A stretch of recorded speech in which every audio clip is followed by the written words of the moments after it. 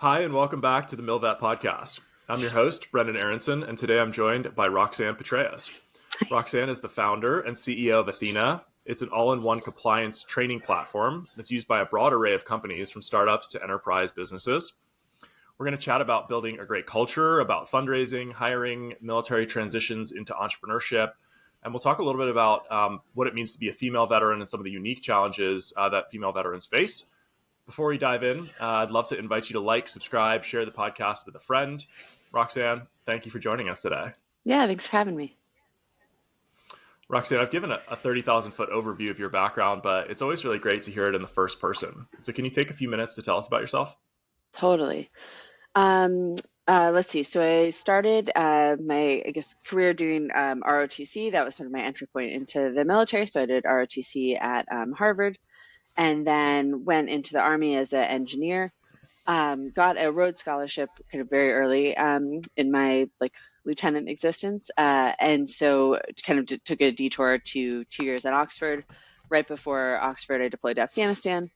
And then after Oxford, went back into the Army and transitioned to civil affairs. So slightly different part of the Army under special operations.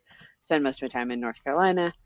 And from there, did kind of transitioned and did my first startup, which is a bootstrapped healthy meal delivery service. I feel like spending a lot of time in fitness and nutrition and things like that. I was kind of interested in that space, and a grad school friend of mine and I both sort of had an idea, so we kind of got it off the ground.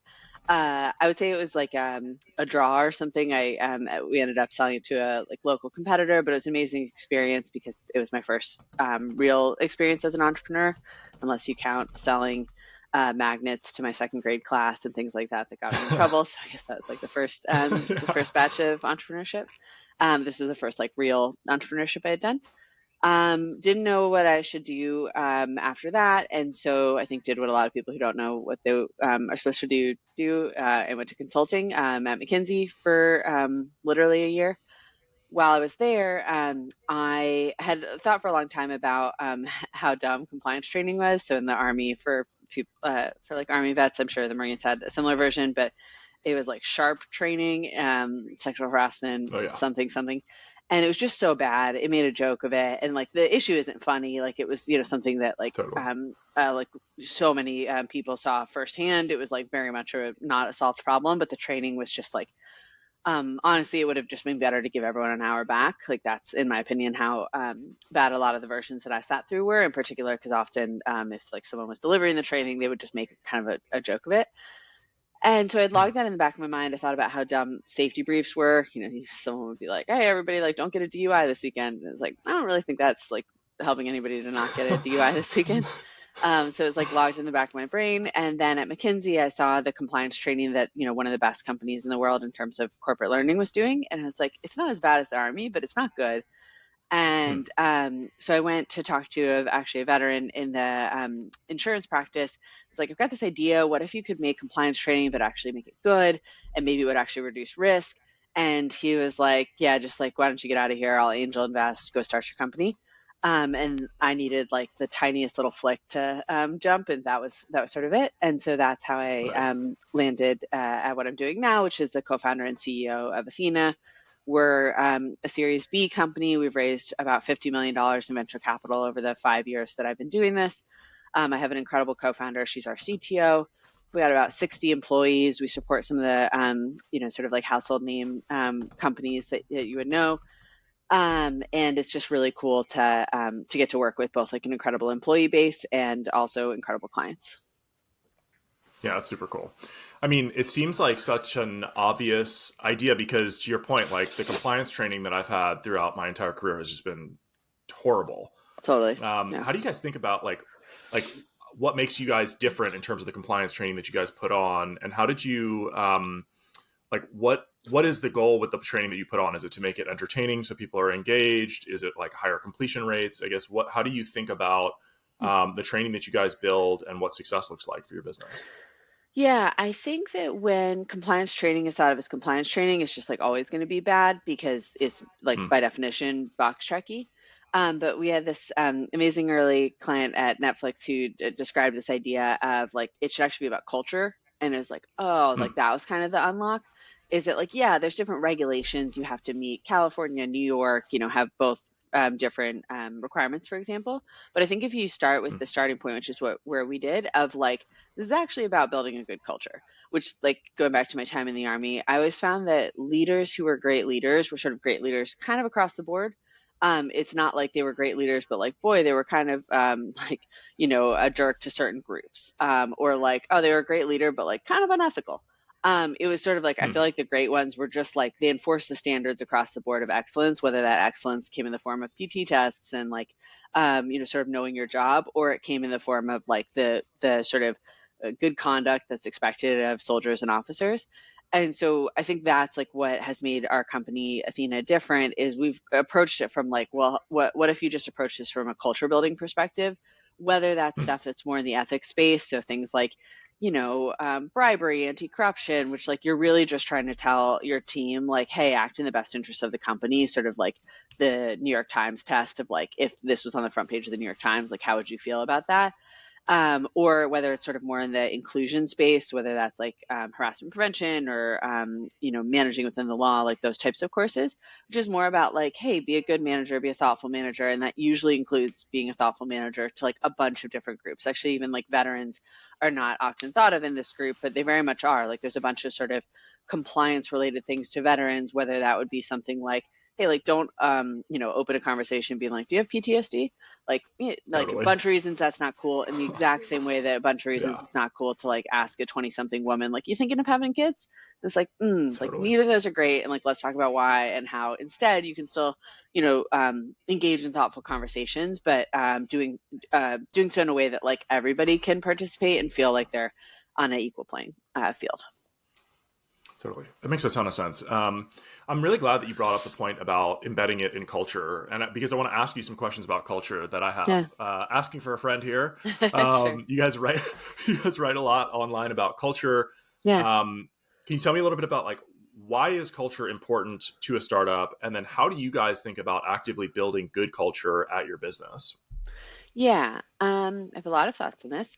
I think when like every organization has a culture, like it's not like, oh, Athena's decided to have a culture and like some other company does it. Mm. It's just like how intentional you want to be about that. But like culture is just sort of like when you get a couple of people together, it's sort of the norms and expectations that are always going to be set. Again, it's just like whether you've intentionally set them or not. Um, Even but like, getting drawn from the Army, I think I was always amazed, when you see like a change of command, and it would be like the same soldiers one day were acting a certain way, and then a new commander comes in and kind of subtly signals like, hey, I remember just one, it's a small example, but I feel like it is illustrative. As saw a change of command where like one of the officers was kind of like real like by the book sort of guy, and the next one was a little more like fast and loose with the rules. And it was Mm. amazing watching soldiers who like never cursed in, presentations suddenly be like, oh, cursing's Mm. cool, got it. Like, and I think that's a really good example, because culture sort of sets the norms in which people, like the left and right sort of limits of like where people are going to operate, and the expectations, like you're kind of telling each new employee, like, here's what we expect. So like one example of something we've done at Athena to build a culture of feedback, because I feel like every startup says like we have a feedback culture, right? Like nobody says like we don't give or receive feedback well here. Like every company will say like we have a feedback culture. However, there's a lot of things you have to do, because the natural inclination is never to say like, hey, Anne, you really messed up like today. That was like a really bad presentation and I'm going to tell you why it was bad. Instead, you just want to be like, oh yeah, it was great. Like, and you just sort of skirt the issue. And so something we've done is we institute feedback Fridays, and it's just bilateral. So like two-way communication between a manager and the direct report. And it's a very simple form. It's sort of like, what did you do well? What could you do better? And it's sort of that in both directions, meaning like people have to tell me what a particular thing that they thought I did well during the week, and a particular thing that they thought I could have done better. And they all have to be filled out. You can't just skip and be like, you did everything Mm. great and like nothing bad. So that's never true. And I think that that's been really important, because it destigmatizes feedback. If you don't have a specific Mm. place for it, because it's deeply uncomfortable, there's a barrier to saying like, hey, could I have 15 minutes? I just want to give you feedback. Like nobody wants to do that. But if it's already on your calendar, there's a set place and there's this expectation that we are going to be giving feedback. I think that it like tips the bias toward feedback versus against it. So just like one example of how we've thought about trying to be really intentional about building the culture that we say we want to have. Yeah, that's super cool. So you guys do that every single Friday then? You do Feedback Friday? I'll be totally honest, I do it every other Friday now, because Totally. and then some teams do it every week. But I think the point is like it is an expectation that it's being done, on some regular cadence, Yeah. every other week being okay. Yeah, and it's like across the company, and people sometimes are like, man, this is like a lot, especially if you have a lot of direct reports. But we've never gotten rid of it because no one's really advocated to get rid of it, because you always, I think of it as like release valves. So like if we didn't have those, I think they like just release a little bit of pressure. Someone can say like, you know what, I was pretty pissed. Like I think this decision was dumb, and now I have a space to say that. And if we didn't have a space to say it, I think it would come out, but it would come out all at once in some big like, I'm just like, our team is never listened to, and leadership's making dumb decisions or whatever. And so I think it's just been this constant release valve that has really meant that we haven't had what sort of felt like more of the unproductive feedback, which is like, I'm so angry, I'm just gonna like yell, yeah. Totally. Yeah. You guys are like getting ahead of the problem. That's and that's the idea. I can see your like army engineer is shining through with the term release valve as well. Oh, I have no idea what an actual release valve is, but I sort of assume it's release pressure. Yeah. Totally. Yeah. Same here. Can you tell me a little about what is the long-term vision? I mean, you've been building this company for 5 years. You've obviously made tremendous progress. I mean, just the amount of capital that you guys have raised, the number of employees that you have, the list of clients that you guys have on your page is just exceptional. These are amazing businesses. Totally. And would be curious to hear, like, where do you see the business going over the next 5 or 10 years? Yeah. So I think one thing that's been really fun over the past couple of years, and this is kind of like deep startup stuff, but is we've gone multi-product. So, we started with just one product, actually even just one course, and we expanded our training suite so we can now meet the whole needs of a client. But we actually shipped a new product that has been around for almost 2 years now. And it's a employee hotline and HR case management suite. And I don't really have to get into it. Just think of it as a place where like any sort of internal issues the company has that they might be investigating. It's like a place that they're stored, and that they can be like worked through for investigations. And I have been so energized by like being able to build out the product suite that I think the kind of vision is to continue to serve more problems that our same buyers have by building additional products to sort of meet their needs. I think it's just been really like fun and exciting, and especially when the two products make each other better, like that's been really cool. So the vision would be to continue to sort of build out a true platform by solving more and more problems. And then similarly, like we have incredible companies, I'm sure you saw on our website, Pinterest, Figma, Notion, they're sort of like both like the best current tech companies and then the like next generation. And I think the idea is that we just want to continue to serve larger and larger businesses, because while they might not have been first movers to something, especially that's in the like risk and compliance space, they're now really excited by what we're doing too. And so, it's this idea of like, one day I would love the Army to be a client, and I'd love to serve the largest businesses, because I think they're looking for the same thing that the most innovative startups are. It's just understandably for a variety of reasons, they're not going to adopt us in year one, but year 10, I would totally love to look at the Fortune 100 and just kind of say Ethena client. Like that would be really energizing. Yeah, that would be amazing. What size businesses usually consider coming onto your guys' platform? Like, are they coming to you when they are 10 employees, when they're 50, when they're 500? Like, at what point does it make sense for a business to start considering this kind of solution? Totally. If they're in New York or California, because there's very specific requirements, usually we might see them as early as 20 or so employees. But I would say that the areas that we're sort of see the strongest product market fit, especially among now our multiple products, is more in that, like, call it 10,000, 1,000 to 10,000 or so employees. Like, I think we serve a lot of the needs of companies like that. But I think this is all credit to my co-founder, who's our CTO. I think she's just architected the product such that the same product can serve the needs of like a 20-person, sort of scaling startup, and it can also serve the needs of a 70,000, multinational employee company. And obviously, the latter is using a lot more of the product surface area, our integrations with Workday and our analytics and dashboards and API and all these things that a 20-person company doesn't need. But of course, the 20-person company can get up and running today. We have a self-serve flow that takes about 5 minutes. And so it's been pretty neat to build a product that can kind of like really stretch company size. Yeah, so long-winded way of saying it's a pretty wide range of employee size. That's very cool. In terms of the business, how much time and effort are you guys spending focused on content creation for the platform, right? So like just producing videos that are helpful trainings versus, maybe building out the software function. Like, do you think of yourself as a media business or do you think of yourself as a software business? I think we think of ourselves, and our sort of headcount reflects that we're more a sort of traditional SaaS tech company, and I think the reason for that is that compliance content, unlike Netflix, is not something that's really discovery based. Meaning, like an employee isn't like, "Gosh, I wonder what anti-money laundering training might be on the platform today." Like let me check that out. Yeah. Instead, it's much more top down. And so that means things like tracking, delivery, reminders, all of these sort of software Mm, functionality is really crucial. In particular, one part of our platform is actually more like user generated content, not employee, but admin. So if I'm a fintech company and I have really specific anti-money laundering requirements that are only unique to me, my lawyer might create some training based on our very specific product and whatever, and send that just to the marketing team. Hey guys, like remember we need to be really specific about we're not a bank and X, Y, or Z. And so there actually a lot of the content on Ethena isn't Ethena created. It's created by hmm. companies to kind of communicate their guidelines, their practices, things like that. So yeah, but I do think that we create all of our content in house. We have a studio, and I think that that's been really crucial because if you don't create the virtuous flywheel if the content itself is bad. Like Totally. employees are like, okay, this signals that the going back to the army, example, like I actually remember when unfortunately like suicide prevention training started to come out because of this recognition of like how big the problem was. And I remember seeing the first couple iterations and thinking like, this is the same check the box kind of training. Okay. Hmm. And then I like very specifically remember Army rolled out a video that was like really thoughtfully done and well produced and had senior officers talking about how they had lost family members.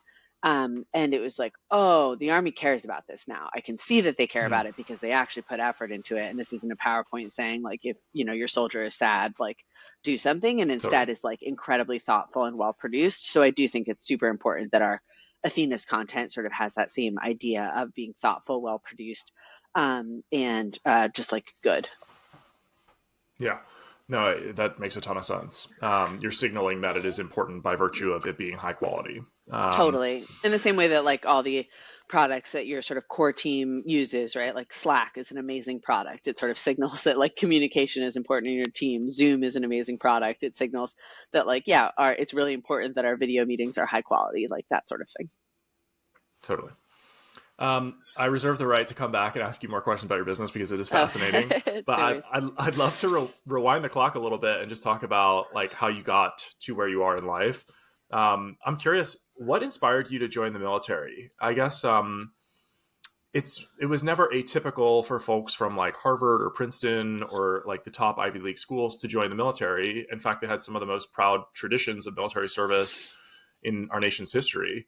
Totally. But it did feel maybe less typical in the 2000s or the early 20 teens. And Harvard had done away with its ROTC program, from my understanding, Hmm. after Vietnam. And I think that they recently brought it back in the 20 teens. Yeah. But we'll be curious, just like what inspired your military journey and what was it like joining the military out of Harvard? Yeah, definitely not a hot take that it was not a common path at Harvard. There were five my Yeah. year who commissioned in the Army. So, Wow. small but mighty crew. Yeah. Few and the Um, proud. right, exactly. And so my story is pretty easy in that basically I wasn't planning on joining the Army. And then I got into Harvard, and my dad I'm laughing because he's the reason that I'm right now not in an office because they're staying with us helping with our kids. So I'm very grateful. But also he was like, I'm not paying for college, and I was like, oh, Yeah. okay, like okay, cool. Like, so how am I going to pay for college?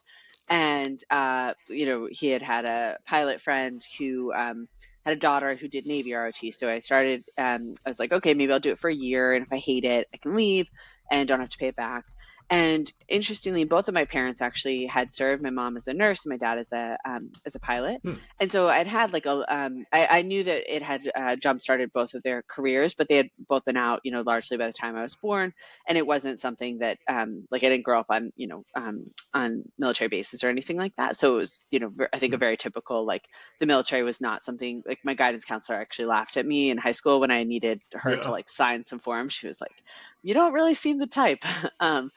And but then I ended up really liking the Army, like and the switch from the Navy to the Army was I learned that in the Navy you had to take physics and math, and I didn't want to and wasn't good at those things. And so I walked into the Army's office in my Navy uniform, and I still remember like the look on the Army guy's face where I was like, "Can I switch?" And he's like, it's like not very common, and you do understand there's like a war going on, like, but I guess sure, yeah, like, we're short on numbers, like, come on over, but like maybe don't stand right in the door so the Navy can see you. And I was like, okay, got it. So I, like switched from the Navy to the Army. And I just kind of found that a lot of the people I was around, they were sort of the people that I wanted to be like when I grew up. I just Hmm. like kind of had this feeling of like, man, like they've just kind of got it together, and I think they're really impressive. And so it sort of wasn't an intentional choice in some ways to join, but it was more of an intentional choice to stay. That's super cool. I mean, a few thoughts. First, it does sound like that Army recruiter was the first person to teach you about cover and concealment. Like, get out of the door. Yeah. I That's think what he happens, thought I Navy was folks. kind of a moron, yeah, which was like not wrong.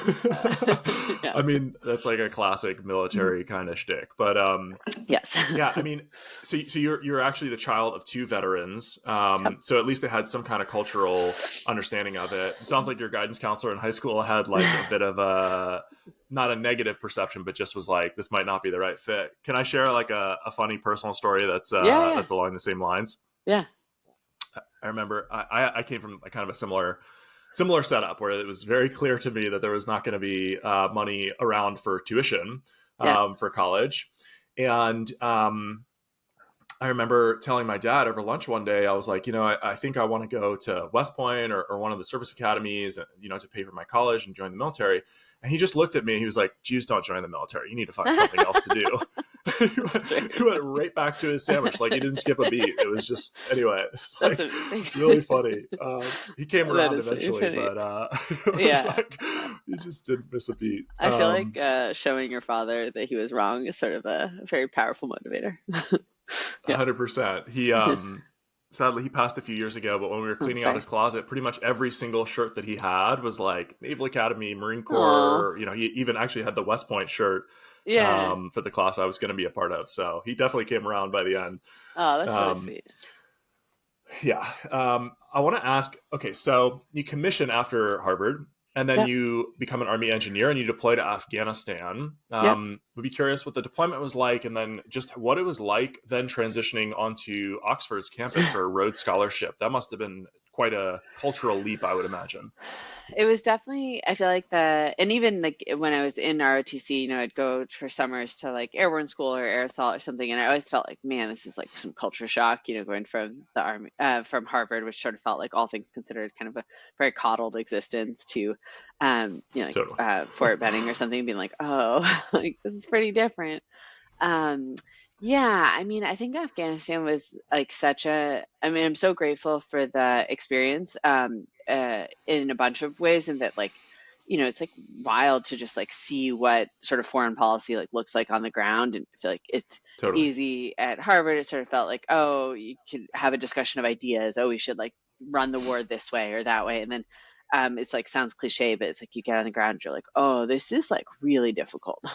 And just feels like in every way like far more complex than maybe like overconfident me at Harvard would have thought, and so like that was incredible. I think it was just incredible to see like just like I feel like especially in a polarized time now, it's like, man, it's kind of wild that like a bunch of very different people were just like together on a base for a mission, and you're like, that just sort of seems like a really special part of America that like you can take, it's always like the World War II platoon movies where it's like, yeah, like a guy from the Bronx and then some like, Yeah. country kid from Texas. And, but it was just like, oh, this is like, I had like the best, one of the best NCOs I worked with in Afghanistan was like, from the capital of Puerto Rico, the Bronx, and like, it just like, his total personality.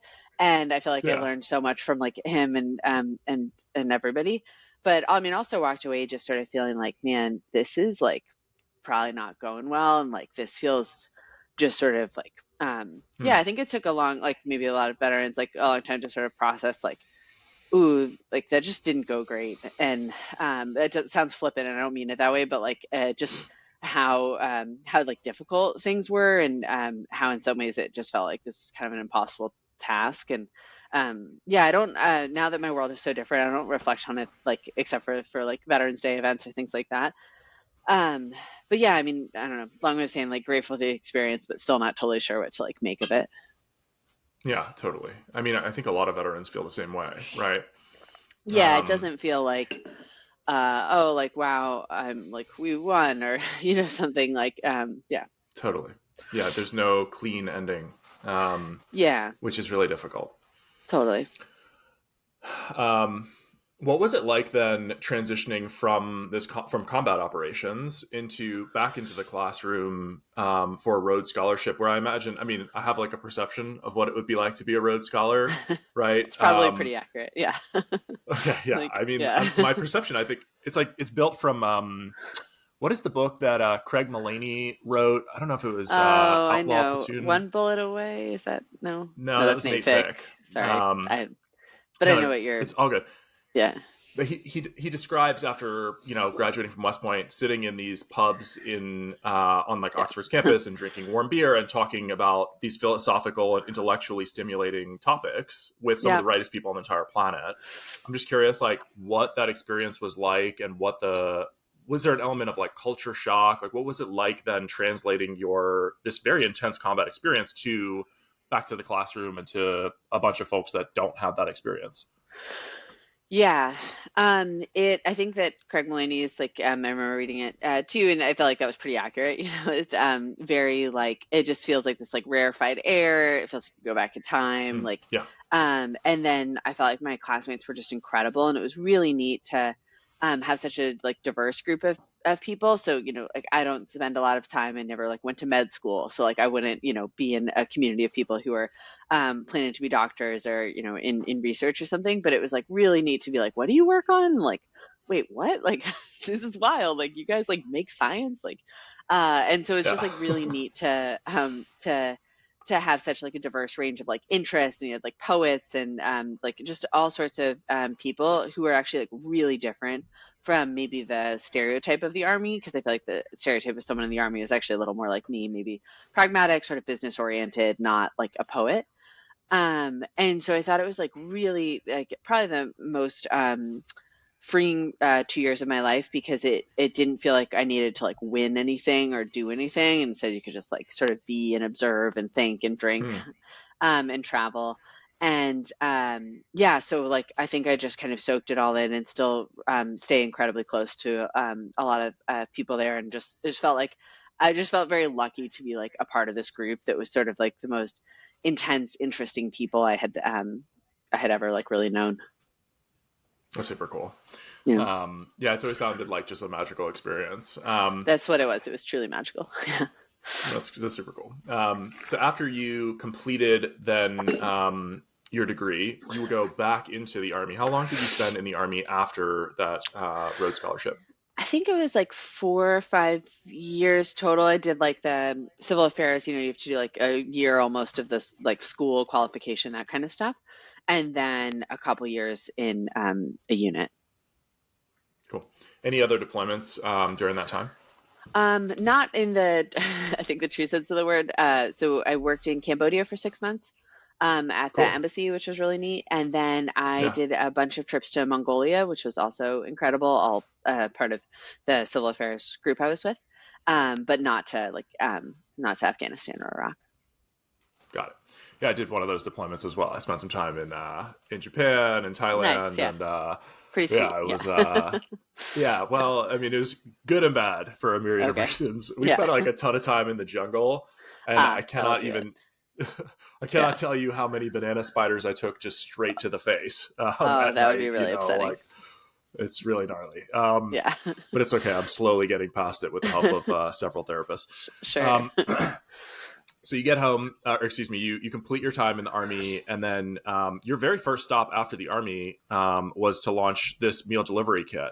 I'm Uh-huh. curious, like what drew you towards entrepreneurship in the first place, and what was that experience like? I mean, obviously very different than the business that you're running today, but would just be curious to hear what the first few years as an entrepreneur was like after the military. Yeah, and I think I wasn't like explicit about I never thought I wanted to be an entrepreneur. I actually feel like, at Harvard and afterwards, like my sense of what an entrepreneur looked like was like Mark Zuckerberg, and I was like, I'm not a coder, I'm not a dude, I'm not like it didn't really look like what I thought of myself as. But I got just like really fascinated, maybe corny as it sounds, by like a problem, and then the idea of like, okay, how could you kind of like work to solve it? And so like the problem, which ironically now as a mom of two, I see even more. And I've actually become a customer of like a New York based version of the business I used to run. So Hmm. it's cool to see like, okay, they figured it out, which is neat. But the problem I got really interested in solving was just like, man, it's really hard to eat like well, like, sort of a healthy nutrition kind of meals while you're busy, like not a profound statement, but and then just thought about like, okay, how would you go about solving that? And I think when entrepreneurship is framed more as like problem solving, and it's okay if that problem is kind of very like mundane and just sort of like, not like, wasn't building rockets or something.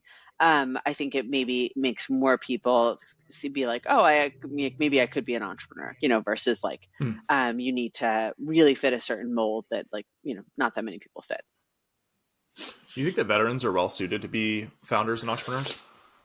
Okay, so here's my like hot take, and feel free to push back. Yeah, do it. I think like 100%. I think like sort of. I know that there's this like you're supposed to be like, yeah, veterans Totally. make the best entrepreneurs, but I'm like, I don't know. Like I think there's parts of it that are really helpful, like just like grind. I think whether you're running a software company or like food company, at some point something will be like very hard.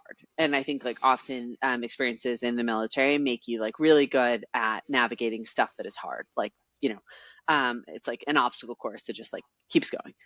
I think the parts of military experience that don't work well is that you have to be like you have to have like a ton of initiative. And I don't mean that veterans don't have initiative, but being a veteran is like, or at least being in the military, like by definition, you need to like do like what you're told. And like sort of you have like 17 layers of leadership or something.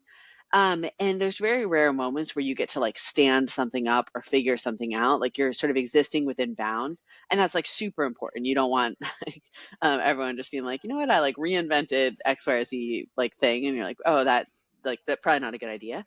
But I think it took Yeah. me a while to like unlearn or sort of shake that habit of like sort of looking for permission or just Hmm. like yeah, it just took a while to be like, no, like I'm just kind of like I'm over here calling the shots. And like and especially I think a lot of veterans I've heard kind of can really struggle with like, in the army you have like every 2 years you're going to move and you're going to do this and you're going to do that. And like entrepreneurship is like you can just wake up every day and do nothing. And like your business won't do well, but like there's no one telling you, that you need to do this thing or here's the next sort of phase or whatever. And so it's incredibly unstructured. And I think the army didn't really give me like any particularly good tools for that part, but it did give me Hmm. incredible tools for the grind, the leadership, the sort of like self mastery and things like that. So Yeah, it's sort just of such an answer. ambiguous. Yeah, it's 100%. I mean, I agree. Yeah. Like nothing, there's nothing in the world that is just either purely good or purely bad, or purely helpful or purely hurtful. I mean, there are some things that are purely hurtful, Yeah. um, but yeah, it's such an ambiguous situation that you're not getting real like feedback from someone that knows the situation as well as you know Yeah. it, and so it's like you're stuck like just having to give yourself feedback and trying to be as honest as you can with yourself, and Yeah. because it's so hard all the time, and it rare. I don't know what your experience of entrepreneurship has been like. My experience has always been that it rarely goes really, really well all at once. Right? It's like Oh, these yeah. slow. slow, Totally. painful burn. Yeah. Or Um, I think it's just, I feel very like, it can be very like roller coaster, in the morning I'm like, yeah. I'm a genius and everything's working perfectly. And then one thing goes wrong and I'm like, I don't know, like might all be over. It's just, it can be very, whereas like the army just sort of felt more linear, like today I'm going to do this, then tomorrow I'm going to do that. And there wasn't this like, really high highs, low lows kind of, experience. I feel like my advice when I talk to transitioning vets that want to do entrepreneurship is kind of similar to advice that my brother has given people about the special operations community, which is like, if you can live without knowing whether you can do it or not, you should probably do so. Like, it's pretty miserable and there's like a lot of like really hard things. But if you just can't live without knowing, is this something that is the right fit for me, then you kind of got to do it. Curious to hear Yeah. any reaction that you would have if that's like good advice, or how you talk if you were talking to like a transitioning vet who is interested in entrepreneurship. Like, would you recommend it? Would you recommend against it? Like, how would you think about providing that advice? I think I would recommend it, but then it would be like literally just go do it like right now. Like go like pick a business or like I think there can be a lot of like hemming and hawing about like what kind do I want to do? And I sort of think that like you just kind of have to start doing something and then like iterate, so Yeah, my first startup didn't really work out, but it taught me a bunch of things and it like gave me a network of and like sort of an awareness of like what the startup world was like. And so then the next, round, I think I've like done much better.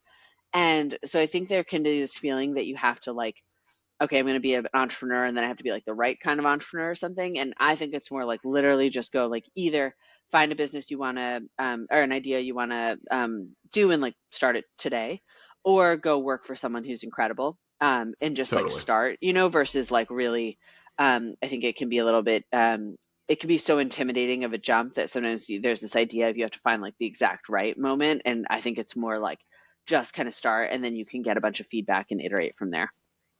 Totally. I think that's really good advice. Um, Roxanne, I want to dip our toes into maybe a more challenging part of the conversation today. We were lucky enough to get you on the podcast today because of a post that you made on LinkedIn.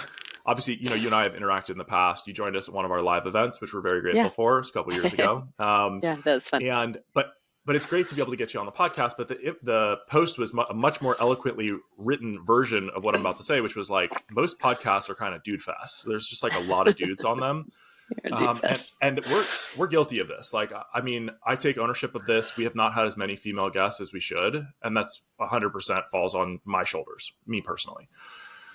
And so I want to have this conversation with you about some of the challenges that female veterans face.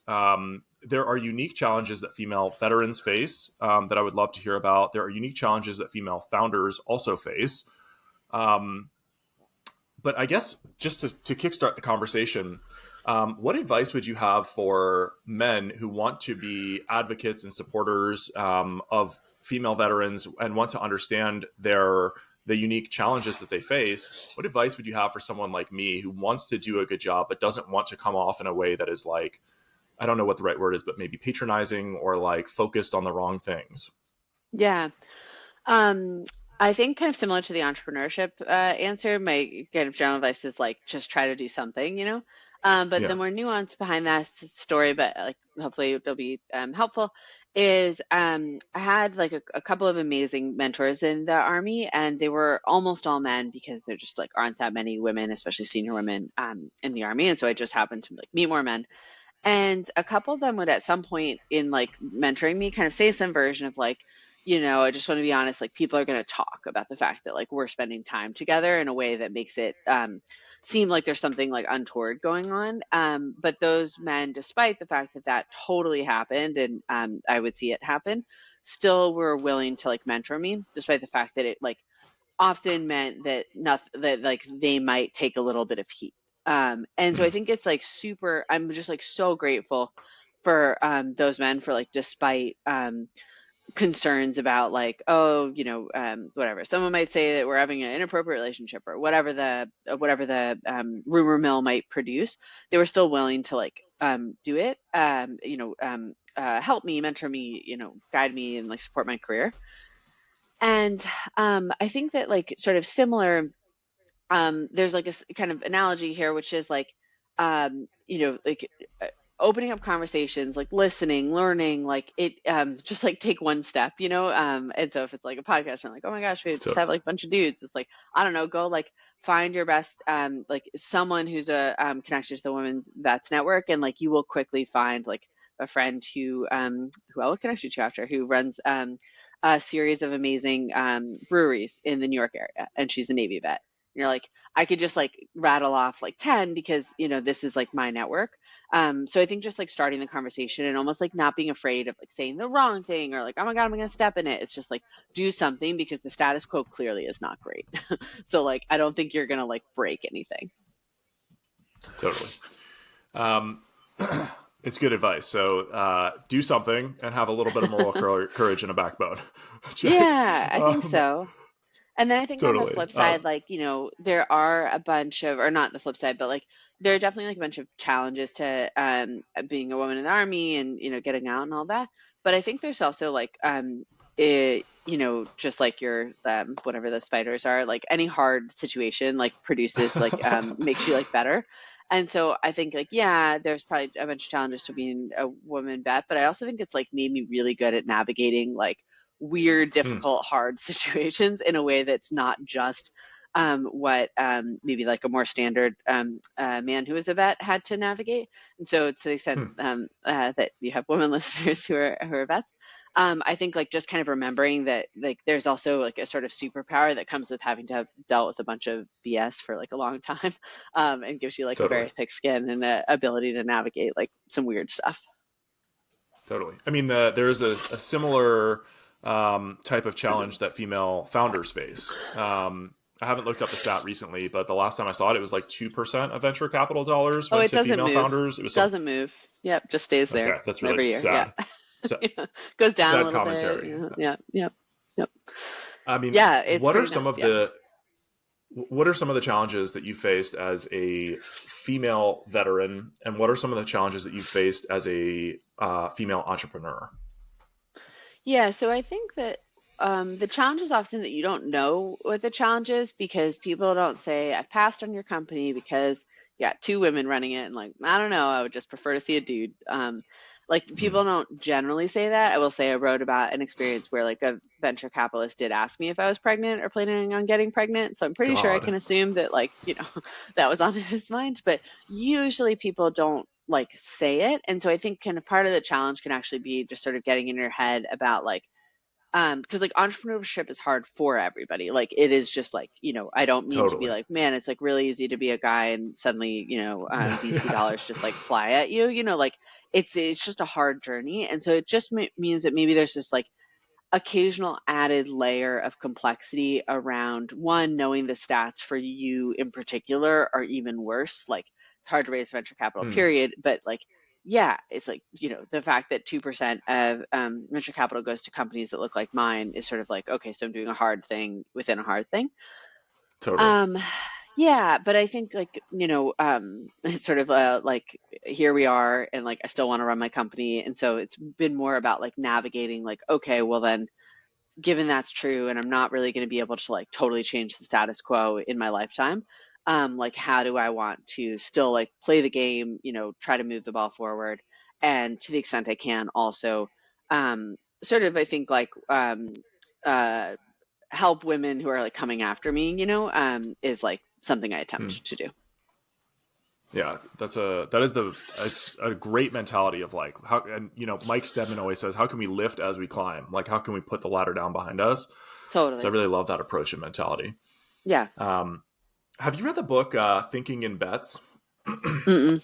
by Annie No, that's a Duke? good.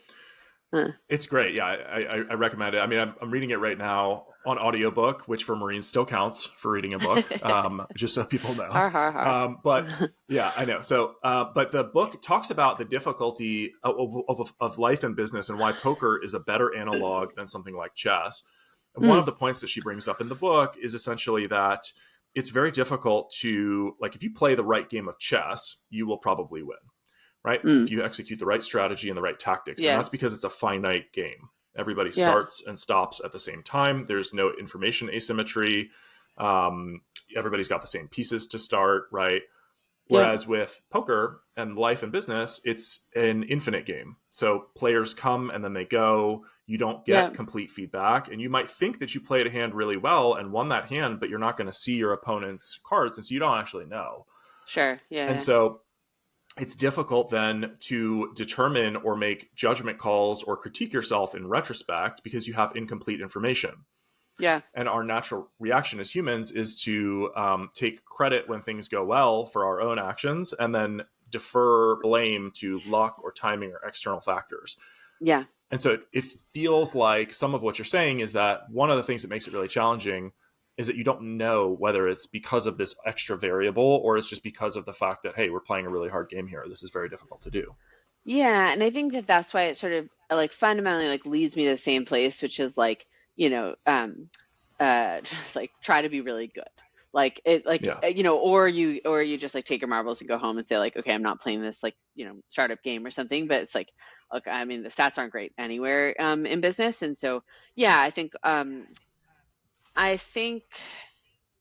that to the extent I can, I almost at this point now try to find like the sort of like silver linings or edges that I end up having. So like here's an example. So like I'm a woman. I'm a now mom of two. I wrote about my experience becoming a mom. I wrote about experience with miscarriage. Like I try to I like writing, Mm. and so I just put the stuff out there.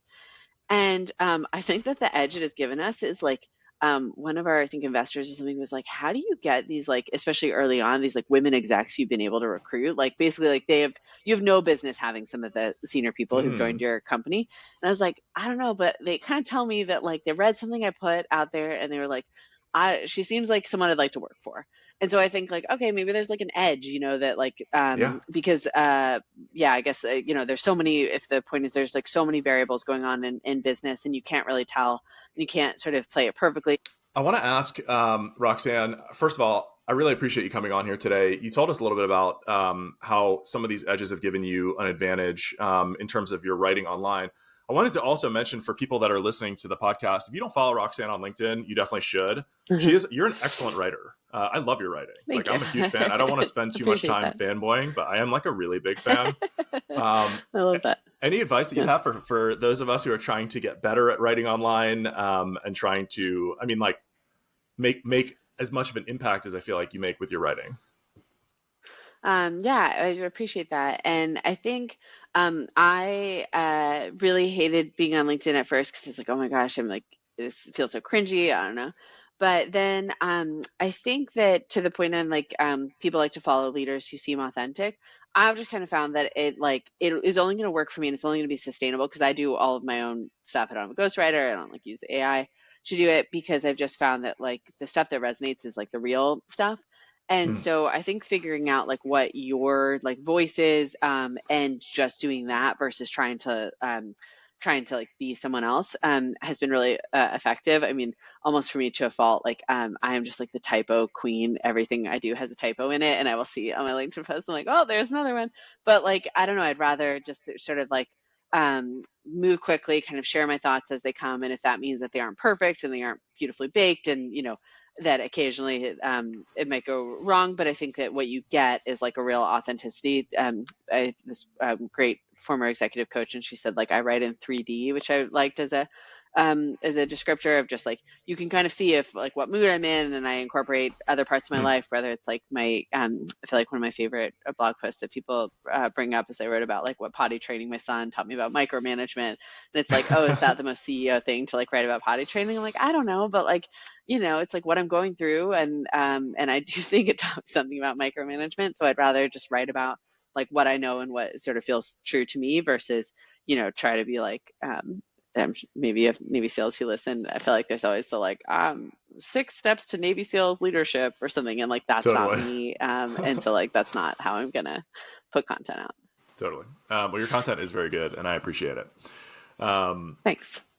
Roxanne, would just to bring things home, would love to ask for any general advice that you would have for folks that are transitioning out of the military today.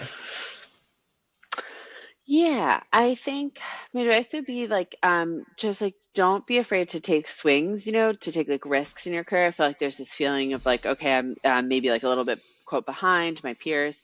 My husband is a lawyer, and so he's like sort of like older than maybe his peers in law, and like sort of the same for me. And being an entrepreneur, like, I haven't been at 6 startups and like things like that. But I think that kind of getting over that, and instead of just saying like I'm just going to swing and like try a couple different things, and if they don't work out, it's totally fine. Like I'll learn something from them. Versus this, I think sometimes there can be this like analysis paralysis of feeling like you have to figure out the perfect thing to do after your military service. And I, have had a very nonlinear path. Tried a food startup, did McKinsey, like landed here. And I think that it's like that messiness is okay and actually can be really helpful, because you sort of learn along the way and are able to bring skills from very different realms into what you're doing now. Totally.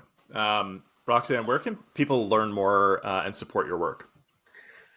Probably LinkedIn is the is the place that's best. I'm Roxanne Bras Petraeus there, and then they can learn about Ethena as well. And I always like connecting with folks, especially veterans.